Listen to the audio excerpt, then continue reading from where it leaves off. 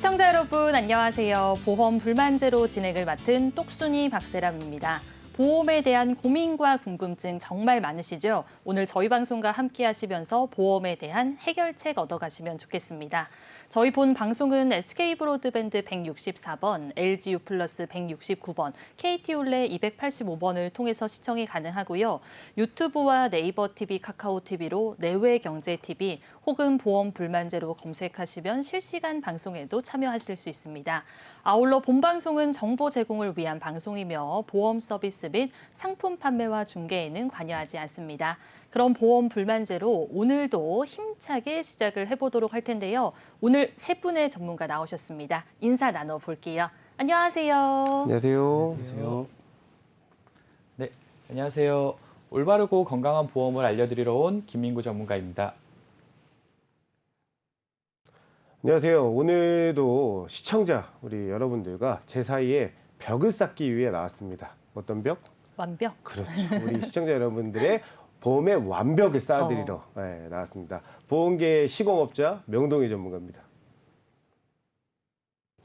네, 안녕하세요. 저희 완벽한 보험을 보장해 드리는 것을 알려드리기 위해서 나온 보험계의 박사 우지훈이라고 합니다. 네, 오늘 세 분의 전문가와 본격적으로 보험 불만제로 출발해 보도록 하겠습니다. 오늘은 이보험 칭찬을 먼저 만나볼게요.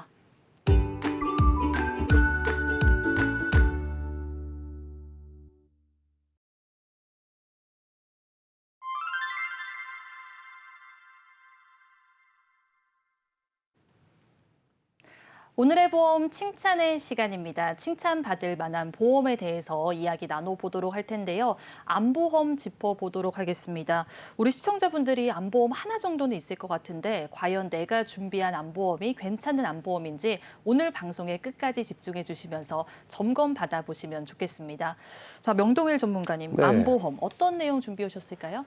일단은 대한민국 질병 사망 원인 1위. 네. 이제는 저희 전문가들이 하도 말씀드려서 대부분 다 알고 계시죠. 그리고 실손보험만큼 또 암보험 역시 많이 가지고 계십니다.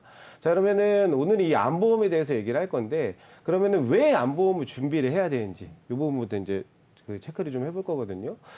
말씀드렸다시피 암보험을 준비해야 되는 이유는 대한민국 성인 질병 중에 가장 높은 순위를 차지하고 있는 질병이 바로 암이기 때문이에요. 또 사망 원인도 1위가 암이기 때문에 암보험은 그래서 저희가 준비를 꼭 해야 된다라고 말씀을 드리는 겁니다. 발병률이 얼마나 높으냐면은 성별에 따라 조금 차이는 있지만 남성분들 같은 경우는 이제 5명 중에 2명이 암 진단을 평균적으로 받고 있는 상황이고, 여성분들 같은 경우는 더 높죠. 왜냐하면 이제 갑상선암이라든가 유방암 같은 경우는 사실 예전보다 그 발병률이 너무 많이 늘었기 때문에 3명 중에 1명꼴로 암 진단을 받고 있기 때문에 암 진단비도 중요하고 이 암이라는 질병을 치료할 때 드는 이제 어떤 비용이라든가 이런 것들이 보험을 통해서 좀 보완을 하셔야 되기 때문에 실손보험만큼 중요한 보험이 암보험이 될 수가 있다라고 말씀을 좀 드리고 싶습니다. 알겠습니다. 네네. 지금 암이 얼마나 많이 걸리는지 상세하게 말씀을 해주셨는데 남성은 5명 중에서 2명, 여성은 3명 중에서 1명 정도가 걸린다고 합니다. 그렇기 때문에 우리 시청자분들이 이 암보험 준비는 꼼꼼히 해두시는 게 좋을 것 같은데요. 전문가님, 이제 이게 또 성비에 따라서도 달라지지 않을까요? 그렇죠. 그 남녀 무관하고 발병률이 굉장히 높은 질병이 암이긴 하지만은 여기 이제 또 성별에 따라서도 그 암의 종류가 좀 달라집니다. 일단 남녀 전체로 놓고 봤을 때는 위암이 1위고요. 그다음에 들이이어서 갑상선암, 폐암, 대장암, 유방암 이렇게 그 순위를 나타내고 있는데 사실은 굉장히 많이 들어보셨던 암의 종류실 거예요. 그죠? 그리고 또 남성분들 같은 경우는 1위가 위암, 그리고 2위가 폐암, 그다음에 대장암, 전립선암, 간암 순으로 순위가 또 나눠져 있습니다. 여성분들 같은 경우는 이제 유방암이라든가 갑상선암, 그다음에 대장암, 위암, 폐암 이렇게 그 순위가 나눠져 있는데 사실 예전에는 우리가 드라마를 봐도 말기암 환자라든가 암에 이렇게 진단을 받으면은 굉장히 정말 큰일이라고 생각을 많이 했었어요. 그죠? 근데 요즘 같은 경우는 제 주변에도 암 진단 받으신 분들이 굉장히 많거든요. 물론 제가 보험 일을 하기 때문에 우리 그 시청자님이라든가 아니면은 우리 선생님들의 사례를 도와주는 거를 일을 하기 때문에 그런 사례로 많이 보기도 하지만은 제 지인분들 중에서도 뭐 저희 네. 아버지 친구분이라든가 제 친구 아버님이라든가 실제로 제 주변에도 이렇게 암 진단을 받은 사람들이 확률적으로 굉장히 많이 좀 늘고 있는 상황이다라고 보여지고 있습니다. 남녀에 따라서 걸리는 암이 달라진다고 말씀을 해주셨습니다. 남성분들은 위암과 폐암 쪽 대비를 잘 하시는 게 좋을 것 같고요. 여자분들은 유방암과 갑상선암 쪽에 있어서 어떻게 준비가 되어 있는지 확인을 해보시는 게 좋겠습니다. 그러면 전문가님, 예전에는 이 암에 걸렸다고 하면 돌아가시는 분들이 많았는데 요즘은 생존율도 높아졌다고요? 그렇죠. 이제 아무래도 뭐 치료 방법이라든가 이런 것들이 발전을 하다 보니까 네. 예전처럼 이제 암 진단을 받으면은 이게 막 죽을 병, 뭐 이렇게 심각하게 뭐 사망까지 이르는 병이라는 인식 자체가 좀 많이 희석이 됐어요. 왜냐하면 치료를 받으면은 완치. 네. 특히 이제 저희 같은 경우는 이제 현장에 많이 다니다 보니까 예전에 암 진단을 받고 치료를 받으시고 완치하신 선생님들도 굉장히 많이 뵙고 있거든요. 그래서 그 트렌드에 맞춰서 요즘은 또 옛날에는 뭐 만성 질환이 있다거나 아니면 암 진단만 받으시면은 보험 준비가 아예 안 되는 보험회사도 그런 이제 보험을 심사 기준으로 두고 있었는데 요즘 같은 경우는 이 심사 기준도 굉장히 완화가 됐어요. 그래서 완치 판정 이후에는 보험 준비가 또 가능하게끔 뭐 이런 보험들이 계속적으로 출시가 되고 있기 때문에 사실은 이제는 암이라는 질환이 사망에 대한 어떠한 그 걱정을 하는 것보다 그 치료를 받으면서 생존했을 때 대비를 하는 그런 질환이 되지 않았나. 그래서 꼭 보험이 필요한 시점이 아닌가 그렇게 생각을 좀 말씀을 드릴 수가 있겠습니다. 맞습니다. 예전에는 돌아가시는 분들이 많았는데 요즘은 생존율이 높아졌다고 합니다. 그렇기 때문에 그 과정에서 생활비라든가 요양비, 치료비가 많이 나간다고 생각을 해주시면 좋겠고요. 그렇기 때문에 암보험, 진단금은 적정하게 준비가 되어 있는지 이런 부분들을 꼭 체크를 해보시는 게 좋겠습니다. 그래도 생존율이 높아졌다고 해도 암에 걸렸다고 하면은 뭐 속상하고 막막하기는 매한가지일 것 같아요. 그렇죠. 네. 그래서 일단은 암이라는 질환의 진단을 받고 나면은 뭐 이제 공통적으로 좀 어려움을 호소하는 부분들이 있어요. 네. 일단은 첫 번째가 육체적 고통입니다. 당연히. 네, 몸이 아프니까. 그래서 이게 암 진단 이후에 병세가 악화되면서 몸이 아픈 것도 있지만은 이제 항암 치료 굉장히 힘들다고 하잖아요. 네. 이 항암 치료가 뭐 부작용도 굉장히 많고 그래서 치료하는 과정 중에 뭐 머리도 많이 빠지시고 구토도 많이 하셔서 그 식사하시는데 어려움도 많으시고 그러다 보면은 당연히 체중이 굉장히 많이 줄잖아요. 그죠? 그래서 그쵸. 이런 육체적인 고통. 물론 요즘 이제 표적 항암 치료라고 해가지고 이 일반적인 항암 치료보다 부작용이 굉장히 적은 이런 치료법들이 신기술들이 지속적으로 이제 발전하고 있는 상황은 맞지만 그래도 어쨌든 육체적인 고통이 일단 첫 번째로 암 진단 이후에 받는 고통이 될 수가 있겠고요. 두 번째는 정신적인 스트레스입니다. 사실은 몸이 아픈 상태에서 계속 지속적인 치료를 받다 보면은 이게 굉장히 정신적으로 그 스트레스가 많이 오거든요. 환자 본인도 마찬가지고 그리고 또 그거를 옆에서 간병을 하고 지켜봐야 되는 이제 가족들에 대한 부담도 굉장히 커질 수밖에 없는 겁니다. 그러다 보면 사실은 이게 간병을 하시는 분들도 정상적으로 일상생활을 할 수가 없고요. 직장생활을 할 수가 없고 그러므로 인해 가지고 간병하시는 분이 건강이 또 악화되시는 경우도 있어요. 그죠? 그리고 또 당연히 이제 일상생활이 제대로 하지 못하기 때문에 뭐 경제적인 부분도 어려움이 올 수가 있는 거고요. 그래서 두 번째는 이제 환자 본인과 가족분들, 지인분들의 이제 정신적인 스트레스 부분이 두 번째 고통이 될 수가 있다. 그리고 세 번째는 방금 얘기했듯이 경제적인 부분입니다. 일단 암 진단을 받으신 환자분은 당연히 치료가 우선이니까 당장 내가 하고 있는 일을 중단을 해야겠죠. 몸도 아파 죽겠는데 사실 이제 경제적인 부분 때문에 나가서 일까지 해야 된다라고 하면은 사실 굉장히 어렵잖아요. 그죠? 그리고 또 만약에 이제 병세가 지속이 되면은 그때는 진짜로 집중 치료를 받으셔야 되는 상황이 오는 거고 그렇게 되면은 정상적으로 내 직장 생활과 뭐 어떠한 경제 활동을 이어갈 수가 없는 상황이 올 수밖에 없기 때문에 경제적인 부분에 대한 뭐 생활비, 간병비, 요양 비용 이런 부담들이 고통으로 좀 가중이 될 수 있다. 그래서 암이라는 질환 자체가 그냥 단순히 치료 를 목적으로만 이렇게 우리가 바라보는 게 아니라 그 이후에 경제적인 부분, 그다음에 정신적인 스트레스, 그리고 이제 지인과 가족들의 어떠한 네. 그 어려움, 이런 부분들까지 복합적으로 보시면은 꼭 보험이라는 것을 준비를 하셔서 대비를 해야 되는 시점인 네. 게 아닐까. 왜냐하면 그만큼 발병률도 높아졌으니까요. 그래서 이러한 고통들이 있을 수 있다라고 먼저 말씀을 좀 드리겠습니다. 맞습니다. 이 항암 치료를 반복하다 보니까 육체적으로도 어려움이 커지고 또 가족들이 힘들어지는 이런 상황들도 많이 벌어진다고 말씀을 해주셨습니다. 생활비라든가 간병비, 요양 비용 등 경제적인 비용이 많이 지출이 되기 때문에 이 진단금을 어느 정도 준비해 놨는지 이런 부분들을 꼭 체크를 해보시는 게 좋겠습니다. 그러면 전문가님, 네. 만약에 우리 시청자분들이 암보험을 준비한다고 했을 때 꼭 확인해야 되는 부분도 있다고요? 일단은 이 암이라는 질환은요, 물론 뭐 대부분 뭐 다른 질환도 네. 혈관 질환도 마찬가지고 하지만 가족력 부분이 굉장히 중요해요. 네. 네. 그래서 일단 우리 그 부모님이 혹시라도 내 그 부모님 중에 한 분이 암일 경우에는 위험률이 굉장히 많이 증가를 합니다. 위암이나 대장암, 유방암 같은 경우는 그 부모님이 암 진단을 받으신 적이 없는 네. 일반 사람과 비교를 했을 때 발병률이 거의 2배 이상 높게 나타나고요. 갑상선암, 폐암, 뭐 난소암 같은 경우는 3배, 고환암은 약 4배. 그러니까 그 부모님이 암일 경우에 이 가족력이 있을 경우에는 발병률 자체가 일반적인 사람보다 굉장히 높아진다라고 보실 수가 있고, 형제 자매가 또 암 진단을 받았을 경우에도 네. 뭐 유방암은 약 2배, 위암, 폐암, 대장암 3배, 이렇게 가족력이 있으신 경우에는 아무래도 내가 일반적인 가족력이 없는 사람보다 발병률이 확률적으로 좀 높을 수 있다라고 생각을 하셔야 되기 때문에 암보험을 준비할 때 가장 먼저 좀 보셔야 될 부분은, 혹시라도 내 그 가족 중에 이런 그 유병력자, 암 진단을 받은 암 환자가 있는가, 그러면은 네. 유전적인 부분, 가족력적인 부분은 꼭 고려를 해서 조금 더 신경 쓰셔서 준비를 하셔야 되는 상황이 맞다라고 볼 수가 있습니다. 가족력이 있으면 더 체크를 잘 하시는 게 좋겠습니다.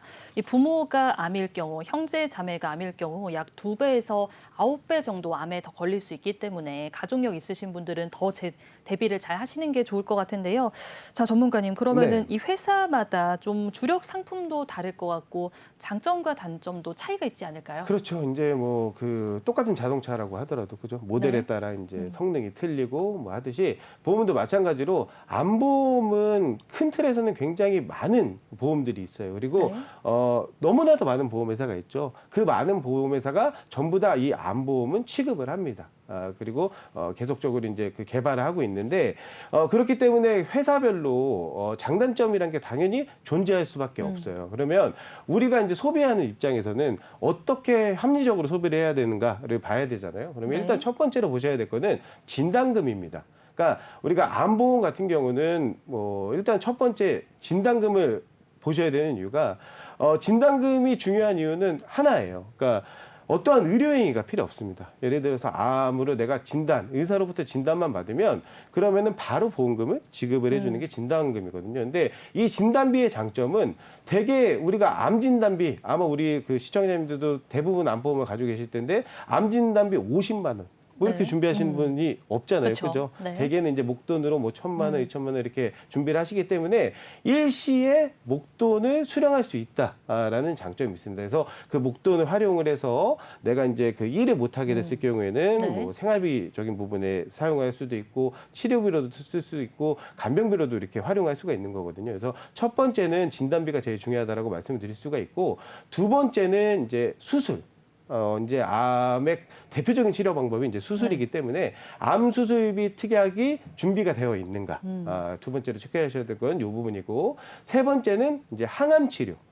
그리고 여기에 요즘은 이제 새로 나온 특약인 이제 그 표적 항암 치료까지 준비를 네. 하시면은 암으로 인해 치료하는 방법들, 수술과 항암 치료와 표적 항암 치료 이렇게 다 준비를 하실 수가 있는 거기 때문에 요 네 가지를 좀 집중적으로 보셔야 돼요. 근데 앞서 말씀드렸듯이 보험 회사마다 진단비가 강점을 가지고 있는 회사도 있고, 네. 또 수술비가 강점을 가지고 있는 회사도 있습니다. 그래서 내가 보험을 준비하려는 목적이 진단에 대한 그 보장을 원하는 목적인지, 아니면 치료 방법에 대한 목적인지, 이 부분을 좀 명확하게 그 먼저 파악을 하셔서 암보험을 준비를 하셔야 합리적으로 준비를 할 수 있다라는 말씀을 드리고 싶습니다. 알겠습니다. 일단 첫 번째로는 진단금을 적정금에 가지고 가고 있는지 확인을 해보시는 게 좋을 것 같고요. 암 수술비도 같이 준비가 되어 있어야 된다고 말씀을 해주셨으니까요. 암 수술비도 있는지 확인을 해보시는 게 좋겠습니다. 그리고 새로 나온 특약들도 요즘은 챙겨가는 게 좋다는 점은 참고하시면 좋을 것 같고요. 회사별로 장점과 단점이 뚜렷하기 때문에 꼼꼼히 비교한 다음에 대비를 해보시는 게 좋겠습니다. 그러면 보험료 이야기 나눠보도록 할게요. 갱신형으로 준비하냐, 이 비갱신형으로 준비하냐, 이거에 따라서도 보험료가 달라지잖아요. 네, 맞습니다. 뭐 이따가 우리가 이제 갱신형 보험과 비갱신형 보험에 대해서도 네. 조금 더 심도 깊게 얘기를 하겠지만 사실은 보험의 기본은 비갱신형에 당연히 네. 이제 그 보험료 변동이 없는 비갱신형의 만기는 길게 가져가는 게 좋겠죠, 그죠? 그쵸. 네, 그래서 모든 보험의 기본은 우리 시청자님들이 비갱신형의 보험료 변동의 리스크가 없는 비갱신형의 만기는 최대한 길게 가져가시는 게 기본이다라고 생각을 하시면 돼요. 근데 그렇다고 해서 갱신형 보험이 무조건 나쁘냐? 그렇진 않습니다. 그러니까 갱신형 보험과 비갱신형 보험도 상황에 따라, 내 상황에 따라, 내 목적에 따라 어떻게 선택하느냐에 따라서 좋은 보험이 될 수 있고 나쁜 보험이 될 수가 있는 거거든요. 그래서 비갱신형 같은 경우는 이제 큰 틀에서 좀 말씀을 드리면 이제 나이가 좀 적으신 분들 같은 경우는 아무래도 상대적으로 나이가 있으신 네. 분들보다 보험료가 좀 저렴할 수밖에 없기 때문에 나이가 좀 적으신 분들한테 적합하다라고 좀 말씀을 드릴 수가 있고, 그리고 암보험이 아예 없으신 분들 같은 경우는 당연히 처음 준비하시는 보험에 보험료가 저렴하면 저렴할수록 이제 합리적인 소비를 하는 거니까 암보험을 처음 준비하시는 분들, 그리고 보장 기간이 긴 보험을 준비하고 싶으신 분들은 비갱신형으로 좀 준비를 하시는 게 적합하다라고 보여지고요. 갱신형 같은 경우는 이제 연세가 있으신 분들한테는 어떻게 보면 또 갱신형이 합리적이에요. 그래서 나이가 있으신 분들은 갱신형, 그리고 암보험이 있는데 내가 일단 기존에 암보험을 가지고 있지만 뭐 예를 들어 진단비 3천만 원 가지고는 살다 보니까 좀 부족할 것 같아요. 물가도 네. 자꾸 오르고 내 월급은 안 오르고, 그죠? 예. 그래서 좀 부족할 것 같다 그러면 그런 분들은 암보험을 더 준비를 하고 싶은데 비갱신형으로 준비를 하면 보험료가 아무래도 부담이 되니까, 그래서 그런 분들한테 그 적합한 또 상품이 뭐 갱신형 상품이 될 수가 있고, 그다음에 마지막으로 조금 진단비를 크게 준비를 하셔서 생활비나 이런 것들을 좀 넉넉하게 마련하고자 하신 분들은 보험료가 상대적으로 이제 그 저렴한 갱신형으로 준비를 하셨을 때 내가 원하는 목적에 따라서 합리적인 선택이 될 수 있다. 그래서 갱신형 보험이나 비갱신형 보험을 어떤 게 좋다, 나쁘다 이렇게 말씀드린 게 아니라 네. 꼭 내가 이 보험을 준비하려는 목적에 맞게끔 선택을 해야 된다라는 거를 강조해서 좀 말씀을 드리겠습니다. 맞습니다. 이 무조건 갱신형이 나쁘다 이렇게 생각하지 마시고요. 목적에 맞게끔 준비를 잘 해보시는 게 좋을 것 같습니다. 나이가 적은 분들은 비갱신형을 먼저 준비하시는 게 좋을 것 같고요. 나이가 많은 분들이라든가 이 암보험 준비를 잘 했는데 추가적으로 준비를 더 하고 싶으신 분들은 갱신형으로 준비하는 것도 좋다고 말씀을 해주셨습니다. 그러면 전문가님, 이 암보험을 준비할 때 유리하게 준비할 수 있는 방법도 있다고 하는데 뭘까요?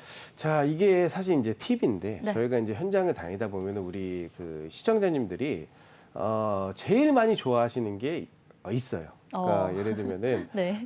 나중에 보험료를 돌려받으시는 거, 네, 환급받을 수 있는. 그렇죠, 환급 네. 받으시는 거를 굉장히 좋아하십니다. 근데 여기에는 좀 몇 가지 좀 함정들이 있어요. 그러니까 네. 예를 들어서 만기 환급형 상품을 준비를 하시면은 상품 자체는 만기 환급형이잖아요. 그러니까 네. 만기 때 환급을 해드리는 건 맞아요. 근데 대개 보험이 우리가 이제 만기가 예를 들면은 예전 보험은 좀 만기가 짧았으니까 뭐 지금 100세 만기지만 네. 80세 만기 그러면 80세 만기가 됐을 때 보험료를 환급을 해주겠다는 거거든요. 그리고 지금 같은 경우는 이제 100세 만기니까 100세가 됐을 때 만기가 됐을 때 환급을 해준다는 겁니다. 사실 80세나 100세 때 내가 낸 보험료를 돌려받는다? 사실 그거는 제가 봤을 때 크게 의미가 없을 것 같아요. 의미가 없지 않을까. 네. 근데 이 돌려받는 거에만 이제 너무 우리 시청자님들이 꽂혀 있는 거죠. 예, 그래서 너무 그쪽만 바라보지 마시고 네. 만기 환급형은 진짜 말 그대로 만기가 돼야지만 환급을 해주는 그런 상품이다라고 보시면 되고, 그렇기 때문에 만기 환급금은 보험료가 비싸요. 그래서 내가 그냥 나는 이 보험을 준비하는 목적이 우리가 지금 얘기하는 거 암보험이니까 순수하게 암에 대한 질병에 대해 어떠한 보장을 받고 싶고 준비를 하고 싶다라고 해서 준비를 하시는 거라면 그러면 사실 보험료를 더 낼 이유가 없잖아요. 그렇죠? 그쵸. 그러면 차라리 순수 보장형, 그러니까 순수하게 내가 암에 대한 보장을 받는 데만 보험료를 내는 순수 보장형을 선택을 했을 때 보험료도 조금 더 저렴하게 준비를 할 수가 있고 그리고 80세, 뭐 100세 만기 때 돌려받는 그런 그 무의미한 네. 보험료를 보험회사에다 그 지출하지 않아도 된다.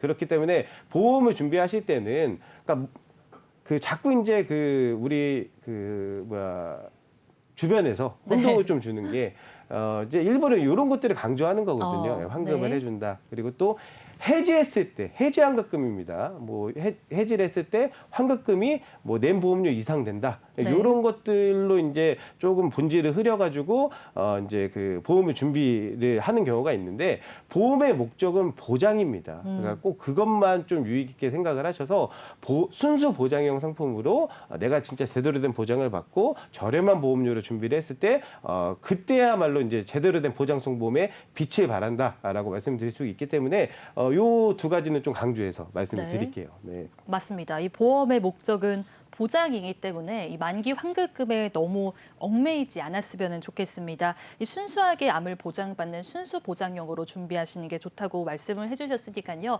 어떻게 준비가 되어 있는지 확인을 해보시는 게 좋을 것 같아요. 그러면 전문가님, 네. 이 남성분과 여성분의 예시로 좀 살펴보면서 보장 항목들 어떻게 챙겨가면 좋을지 알아볼게요. 일단은 뭐 예시를 제가 그 두 사례를 좀 들고 와봤는데 첫 번째 보실 건 이제 35세 여성분입니다. 20년 납에 90세 만기 비갱신형으로 준비를 좀 도와드렸고요. 특약들을 좀 살펴보면 이제 그 새로 나온 특약이죠. 그래서 표적항암 약물 허가 치료비 그리고 기존에 있었던 이제 방사선 항암 그 약물 치료비 그리고 당연한 이제 암 진단비. 근데 암이라는 게 그 특약마다 보장해주는 범위가 좀 틀립니다. 그러니까 일반암이라는 그 특약이 있고 네. 뭐 소외감, 유사암이라는 특약들이 있거든요. 그래서 사실은 이제 보험회사도 보험회사가 이제 그 비영리 단체는 아니잖아요. 그죠? 그렇죠. 자선 사업을 하는 그 단체가 아니기 때문에 영리를 추구하는 그 단체이기 때문에 아무래도 이제 발병률이 좀 높은 암들은 막 그 고액으로 이렇게 보상을 해주기는 좀 어려운 게 사실이에요. 그러니까 네. 회사 입장에서는 그래서 조금 이제 발병률이 높은 암들은 뭐 소외감이라든가 유사암이라든가 따로 분류를 해서 보장을 해주거든요. 그렇기 때문에 일반암 진단비 하나만 가져가신다고 해서 모든 암을 보장을 받을 수가 있는 게 아닙니다. 그래서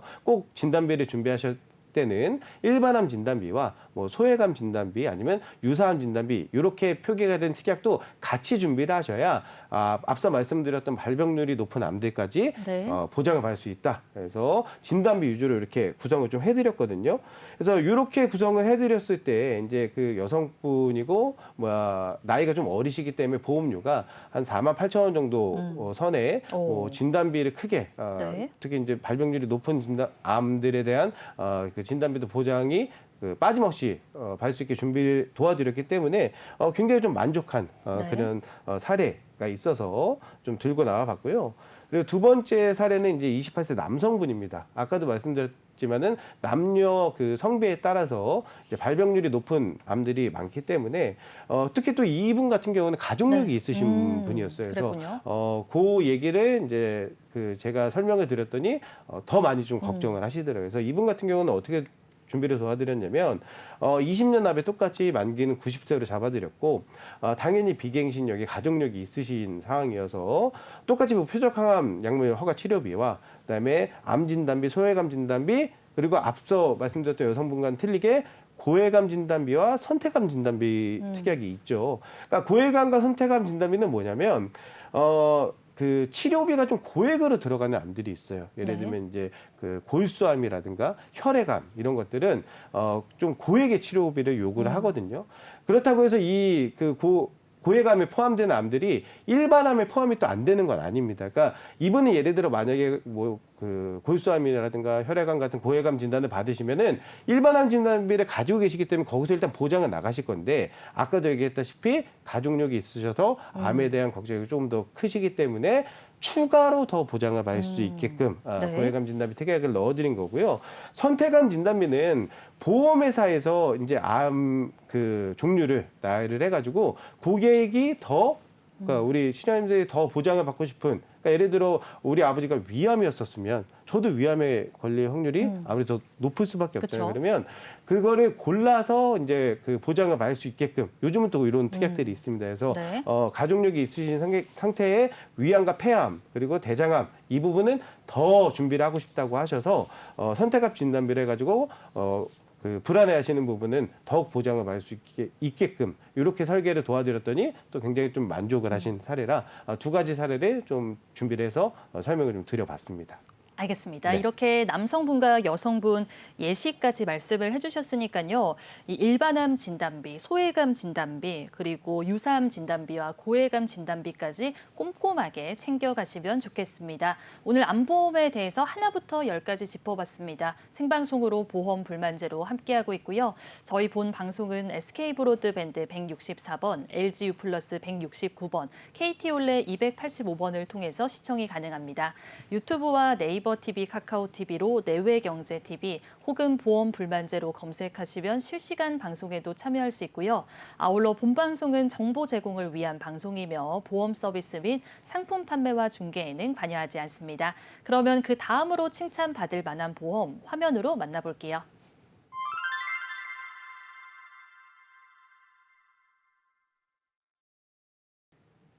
두 번째로 칭찬받을 만한 보험, 갱신형 보험과 비갱신형 보험에 대해서 이야기 나눠보도록 하겠습니다.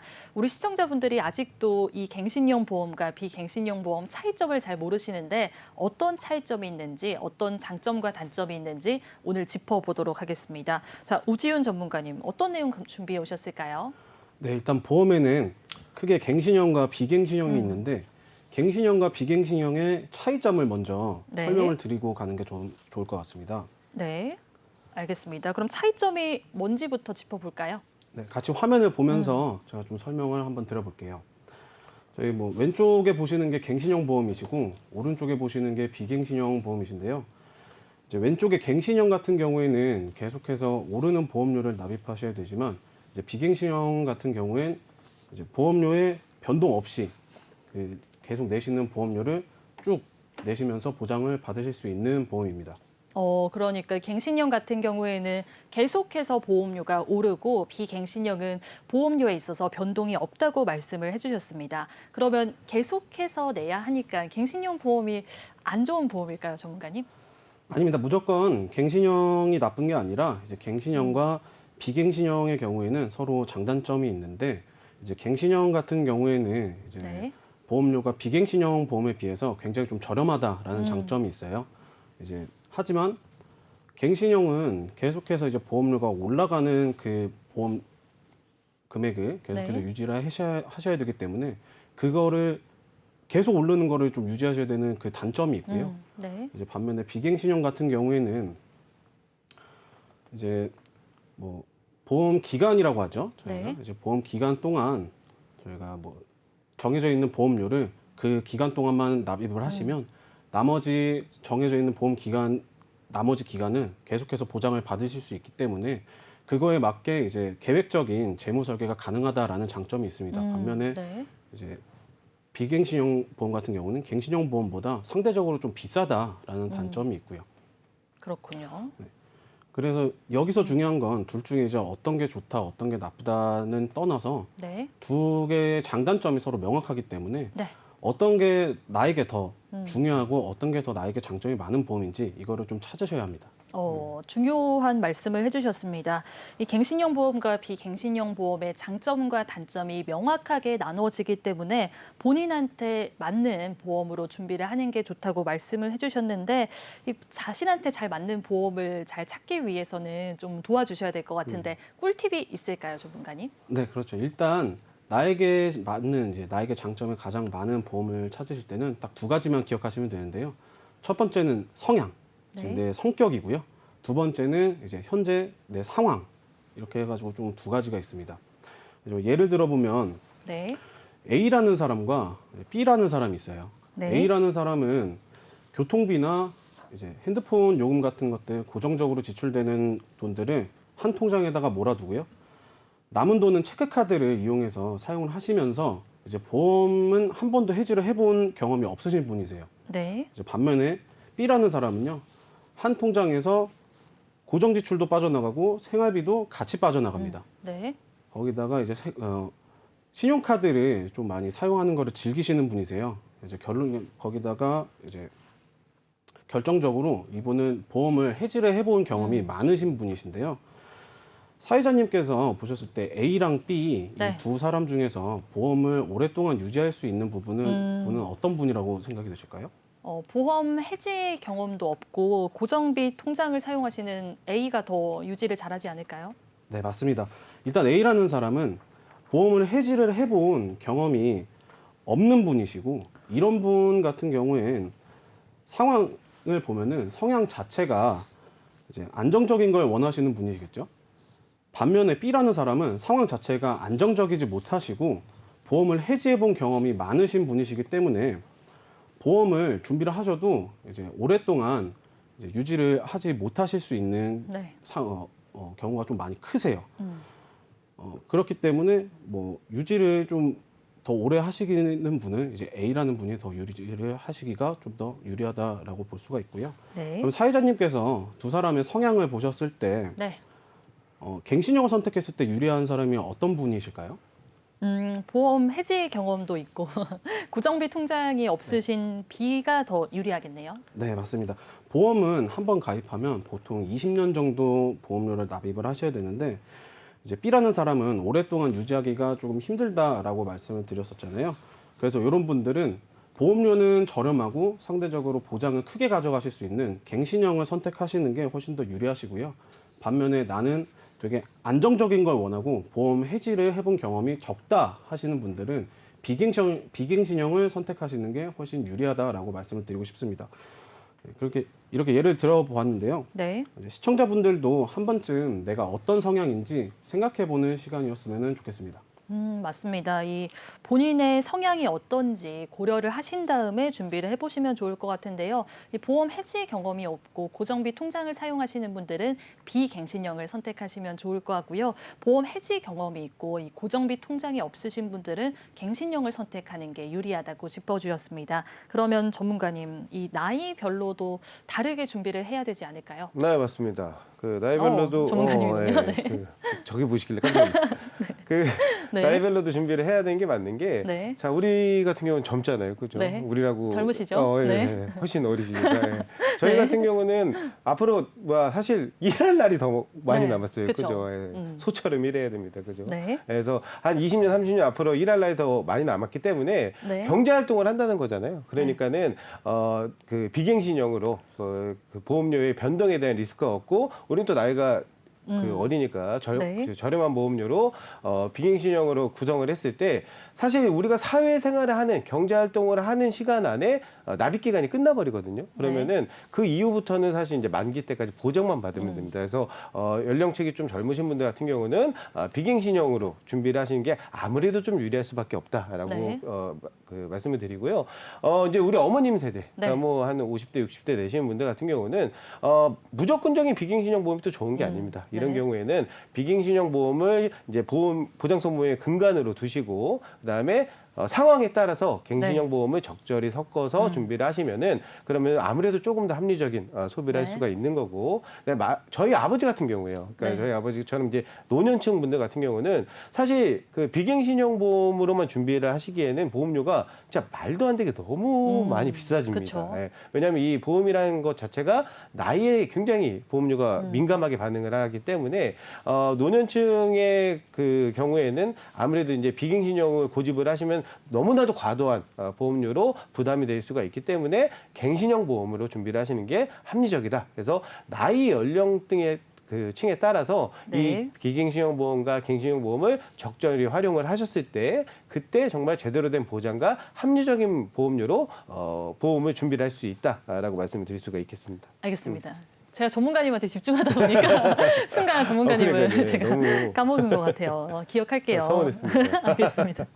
자, 이 나이에 따라서 준비를 잘 하시는 게 좋을 것 같은데 뭐 20대나 30대 그리고 나이가 어린 분들은 비갱신형을 선택하시는 게 좋을 것 같고요. 나이가 있는 분들, 뭐 은퇴 시기에 가까우신 분들은 이 갱신형을 선택하는 게 좋다고 말씀을 해주셨습니다. 이 갱신형과 비갱신형을 적절히 섞는 것도 하나의 방법이라는 점은 참고하시면 좋을 것 같아요. 그러면 전문가님, 네. 자, 갱신과 비갱신형 이 총 납입 보험료가 어느 정도 차이가 나는지도 궁금해요. 그렇죠. 이게 이제 숫자로 얘기를 해야 이게 확 네. 와닿기 그쵸. 때문에 그래서 제가 숫자로 좀 비교를 네. 해드릴게요.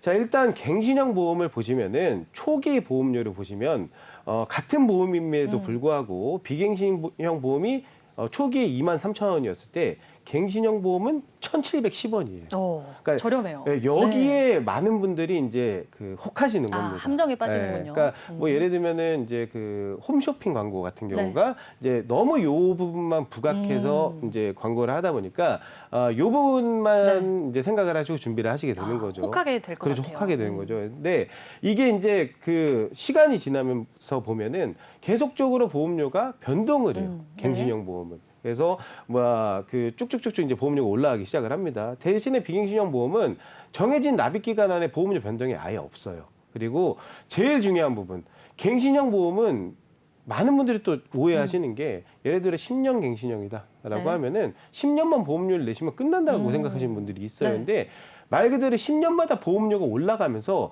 계속 보험료를 내셔야 되는 거예요. 그러니까 실제로 진짜 시청자님 중에 그렇게 생각하시는 분들이 제가 굉장히 많이 만나봤거든요. 네.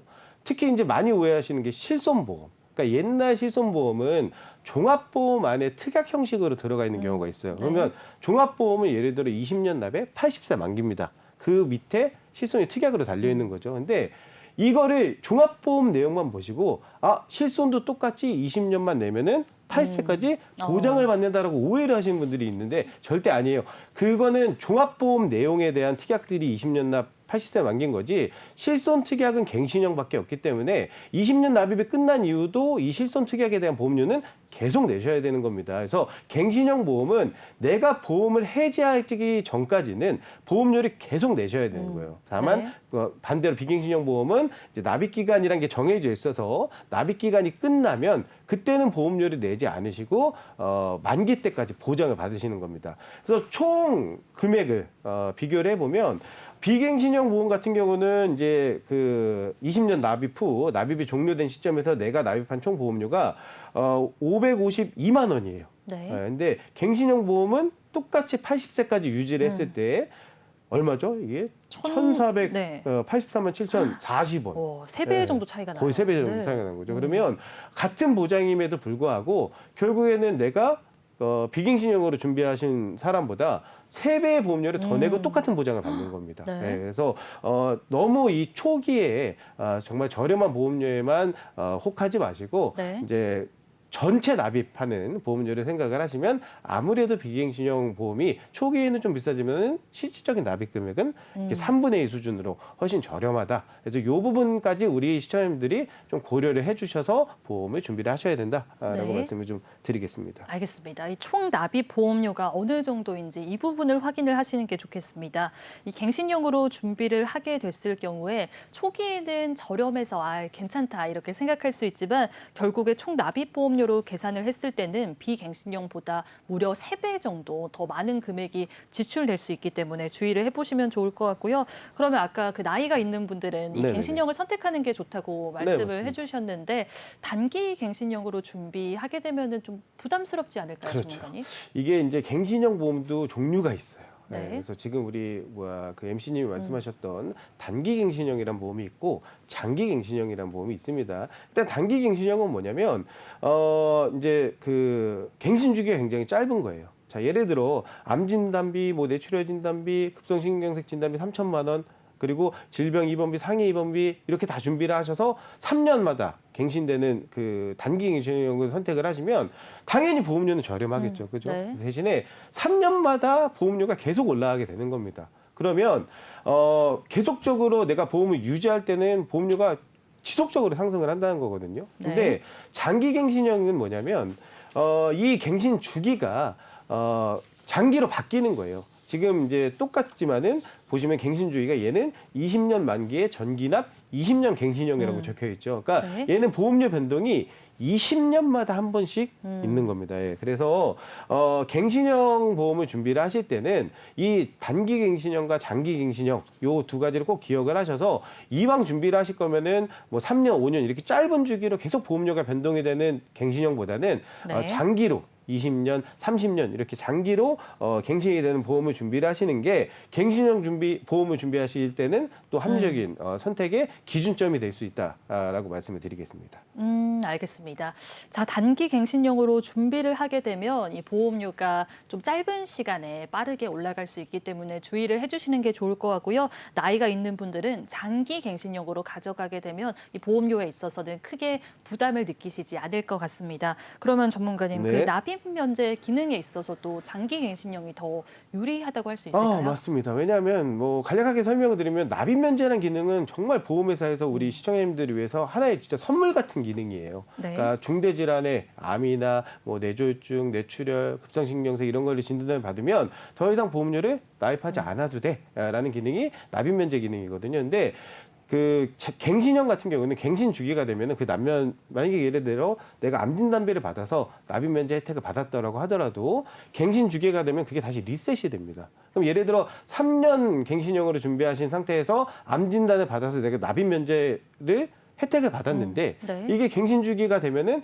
다시 보험료를 납입을 해야 된다는 거죠. 근데 20년 장기갱신형, 뭐 30년 장기갱신형으로 준비하신 분은 보험료 그 남면 적용을 받으시고 20년 후에, 30년 후에 갱신 시점에 다시 그 리셋되는 개념이기 때문에 당연히 장기갱신형을 준비하시는 게 그 남면 이런 혜택 기능도 그 오랫동안 효과를 네. 보실 수가 있겠죠. 그래서 그런 부분을 고려했을 때도 단기 갱신형보다는 장기 갱신형으로 준비하시는 게 훨씬 현명하다라고 말씀을 좀 드릴 수가 있겠습니다. 그러게요. 이 네. 납입 면제 기능까지 잘 활용하기 위해서는 단기 갱신형보다는 장기 갱신형으로 준비하시는 게 좋을 것 같습니다. 자, 오늘 갱신형 보험과 비갱신형 보험에 대해서 하나부터 10까지 짚어봤습니다. 생방송으로 보험 불만제로 함께하고 있고요. 저희 본 방송은 SK 브로드밴드 164번, LGU 플러스 169번, KT 올레 285번을 통해서 시청이 가능합니다. 유튜브와 네이버 TV, 카카오 TV로 내외 경제 TV 혹은 보험 불만제로 검색하시면 실시간 방송에도 참여할 수 있고요.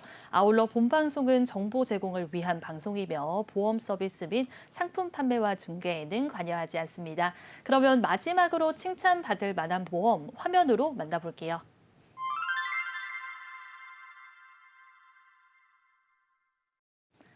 네, 마지막으로 칭찬받을 만한 보험, 무해지 보험 짚어보도록 하겠습니다. 일반 보험보다 훨씬 더 저렴하게 준비할 수 있다는 무해지 보험. 자, 전문가님 어떤 내용 준비해 오셨을까요? 네, 일단은 이름 자칭 먼저 설명을 드려야 될 것 같은데 무해지 보험 같은 경우는 가입 기간 내에 보험을 해지했을 경우에 소비자에게 지급되는 환급금이 없다라고 해서 붙여진 이름이고요. 네. 무해지 보험에도 환급금이 0%, 그러니까 아예 받는 게 없는 완전 무해지 상품이 있고 예를 들어서 적게는 10%, 많게는 50% 정도의 해지 환급금이 형성되는 저해지 보험도 있습니다. 보이시는 것과 네. 것과 같이 표준형 보험의 환급금은 기존 납입 기간에 피치 못할 사정으로 해지하게 되셨을 경우에도 이제 기납입한 보험료의 일부를 돌려주는 건데요. 보이시는 노란색 선을 보시면 아실 테지만 납입 기간 중에 해지하셨을 경우에는 해지 환급금이 없다라는 의미입니다. 당연히 가입 기간 내에 해지했을 경우 이제 돌려주는 환급금이 적기 때문에 일반적인 환급형 보험에 비해서 월 보험료가 저렴하다는 것이 무해지 보험의 메리트입니다. 이제 최근 몇 년 내 트렌드인 가성비라는 단어 다들 아시죠? 제가 생각하기에 가성비에 가장 적합한 보험이 무해지 보험이라고 생각하는데요. 네. 알겠습니다. 가성비에 가장 적합한 보험이 무해지 보험이다. 이렇게 말씀을 해주셨습니다. 아무래도 이 월 보험료가 저렴해진다면 가성비 측면에서는 우리 소비자한테 정말 좋은 보험일 것 같은데 제가 그 뉴스에서 봤을 때는 이 무해지 보험 판매를 중단시킨다 이런 뉴스도 봤었거든요. 왜 그럴까요, 전문가님? 일단은 객관적으로 살펴서 보험회사와 이제 소비자의 각각의 입장을 생각해 보면 좋을 것 같습니다. 이제 생각보다 소비자분들의 보험 해지가 빈번하기 때문에 이제 무해지 보험을 통해 어쩌면 보험회사의 이득을 될 수도 있다라고 조심스럽게 생각합니다. 하지만 예상한 것보다 무해지 보험의 해지율이 아마 낮았던 게 아닐까 싶은데요. 이제 보험회사 역시 영업이익을 추구하는 영리 기업이기 때문에 예상보다 무해지 보험의 해지율이 영업적인 측면에서 손실을 좀 입힌 것 같다라는 부분이 보여지고, 물론 네. 이제 무해지 보험 같은 경우는 이제 해지하게 되면 소비자 입장에서는 매우 큰 손해를 보게 되는 거기 때문에 금융 당국의 말처럼 소비자 보호를 위한 이제 하나의 방도일 수 있다고 생각합니다. 이제 무해지 보험의 판매 중단을 통해 무해지, 저해지 상품에 대한 환급금으로 인한 민원은 줄어들 겁니다. 하지만 소비자가 더 저렴한 상품에 대한 가입할 수 있는 선택권 역시 제한되며 시장의 다양성과 자율성이 훼손될 수 있다는 생각이 드는 건 어쩔 수 없다고 생각됩니다. 보험 회사 쪽에 손해가 생기다 보니까 이 무해지 보험이 없어질 수도 있다고 말씀을 해주셨습니다. 그러면은 그렇게 생각했을 때는 절대로 해지하지 않겠다 하면은 이 소비자 입장에서는 엄청 유리한 보험이겠네요. 그렇죠. 이제 가격적인 측면에서만 이제 바라본다면 사실 무해지 보험은 이길 수는 없습니다. 네. 이제 다만 이제 무조건 정답이라고 말씀드릴 수도 없고요. 모든 금융상품은 정답은 없어요. 이제 각각의 장단점만 있을 뿐이고, 이제 그렇기 때문에 무해지 보험과 환급형 보험을 비교해 볼 필요가 있습니다. 이제 같은 보장을 설계했을 때 이제 왼쪽에 보이시는 장표를 이제 기본 환급형 보험입니다. 네. 이제 오른쪽에 보이는 장표는 이제 30% 환급 저해지 보험이고요. 똑같은 보장인데도 이제 보험료의 차이를 보실 수가 있고요. 그리고 다음으로는 지금 보시는 보험은 무해지 보험입니다. 네. 그래서 모두 다 같은 보험이지만 각각의 16만 원대, 11만 원대, 8만 원대로 보험료에서 크게는 약 50%가량 차이 나는 걸 보실 수 있습니다. 네, 그렇군요. 그러면은 지금 같은 보장인데도 약 50% 정도 차이가 나니까 저렴하게 준비를 해보고 싶으신 분들이라면 무해지 보험을 선택하시면 되겠습니다. 그래도 그 환급형을 선택하시는 분들도 많은데 그런 이유는 왜 그럴까요? 맞습니다. 이제 그러면 환급형을 선택하는 사람들은 왜 네. 굳이 비싼 환급형을 선택하시는지 궁금하시죠? 네. 자, 지금 시청하시고 계신 시청자 여러분들에게 질문을 네. 하나 드려볼게요. 다들 보험을 가지고 있으시거나 보험이 필요하다고 생각하시죠? 그렇다면 보험이 꼭 필요한 이유는 무엇일까요? 아마 다들 생각하시기에 혹시 모를 질병과 사고에 대비해서 가입하시는 거겠죠. 네. 일단 단적인 예를 들어서 대한민국 사람 3명 중에 한 사람은 암으로 사망한다고 합니다. 그러면 암보험은 당연히 있어야겠죠. 여기서 환급형을 준비하시는 분들의 입장은 그 3명 중에 1명이 아닌 다른 2명이 되시는 그럴 수도 있지 않을까라는 부분, 즉 내가 암에 안 걸릴 수도 있지 않을까라고 생각하는 겁니다. 그렇게 된다라고 하게 되면은 내가 만약에 암에 걸리더라도 혹은 안 걸리더라도 나의 돈이 현명하게 일할 수 있도록 만드는 보험이 바로 환급형 보험인 겁니다. 보험은 당연히 필요한 금융상품이고 위험 관리를 위해 반드시 필요하지만 혹여나 또 다른 상황을 대비해서 선택하는 게 바로 환급형 보험입니다. 즉 모든 사람이 무해지 보험을 선택하지는 않는다는 뜻입니다. 그러면은 개개인의 상황에 맞게끔 준비를 잘 해보시는 게 좋겠습니다. 이 저렴하게 가져가고 싶다, 가성비 넘치게 준비를 해보고 싶으신 분들이라면 무해지 보험을 선택하시면 좋을 것 같고요. 그래도 나는 이 환급금이 조금은 중요하다, 그런 분들은 이 무해지 보험 말고 일반 보험으로 준비해도 괜찮다고 말씀을 해주셨습니다. 내가 어떤 걸 원하는지 이런 부분들을 고려를 하신 다음에 준비를 해보시면 좋겠습니다. 자, 이 보험 칭찬회는 여기서 마치도록 하고요. 저희가 준비한 소식은 여기까지입니다. 오늘 무해지 보험에 대해서도 알아보고 암보험에 대해서도 꼼꼼하게 살펴봤습니다. 그리고 갱신형과 비갱신형 보험 어떤 차이점이 있는지도 짚어봤습니다. 생방송으로 보험 불만제로 함께했고요. 저희 본 방송은 SK 브로드밴드 164번, LG U+ 169번, KT 올레 285번을 통해서 시청이 가능합니다. 유튜브와 네이버 TV, 카카오 TV로 내외경제 TV 혹은 보험 불만제로 검색하시면 실시간 방송에도 참여할 수 있고요. 아울러 본방송은 정보 제공을 위한 방송이며 보험 서비스 및 상품 판매와 중개에는 관여하지 않습니다. 보험에 대한 불만이 없어지는 그날까지 보험에 대한 고민과 궁금증이 해소되는 그날까지 함께하도록 하겠습니다. 평일 오후 12시에 만나볼 수 있고요. 다음 주 월요일에도 같은 시간에 만나보도록 하겠습니다. 지금까지 시청해주신 여러분 고맙습니다.